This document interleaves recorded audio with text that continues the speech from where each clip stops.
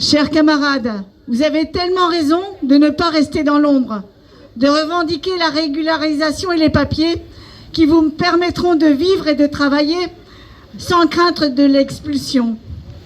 Travailleurs immigrés ou pas, notre seule arme face au patron, ce sont notre détermination et notre combativité. 11 travailleurs employés dans des grands groupes de traitement des déchets sont en ce moment en procès contre leur patron, la société NTI, qui a profité de leur situation de sans-papiers pour les surexploiter, les payer moins que les autres et dans des conditions dangereuses. En se battant comme vous le faites, ils ont fini par obtenir leur régularisation. Les malfrats, les brigands, ce sont les patrons, pas les travailleurs, pas nous. Les capitalistes profitent de la misère et exploitent bien davantage les travailleurs immigrés avec ou sans papier. Vous êtes bien placés pour le savoir. Tout est bon pour eux. L'État n'arrête pas d'inventer de nouvelles règles pour durcir l'obtention du droit d'asile ou du droit d'une carte de séjour. Il exige de connaître la langue française, mais il retire les cours de français avec un prof pour les nouveaux arrivants.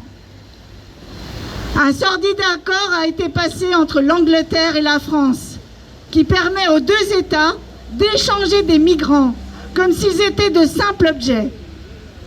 La France et l'Angleterre veulent montrer aux migrants leur fermeté. L'accord dit « un dedans, un dehors ». Ce troc d'êtres humains est odieux et révoltant. Personne ne part de chez lui pour le plaisir, mais parce qu'il est contraint à la recherche d'une vie meilleure.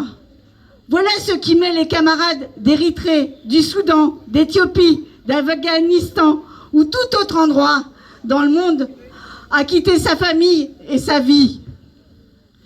L'Union européenne finance des pays comme la Libye pour faire la chasse aux migrants. Les gardes-côtes libyens tirent sur les bateaux des migrants et sur ceux qui leur viennent en aide.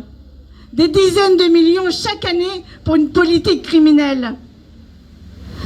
Le monde est à feu et à sang et les dirigeants des pays européens voudraient se barricader dans leurs frontières, marchandant la peau d'êtres humains comme s'il s'agissait de vulgaires têtes de bétail.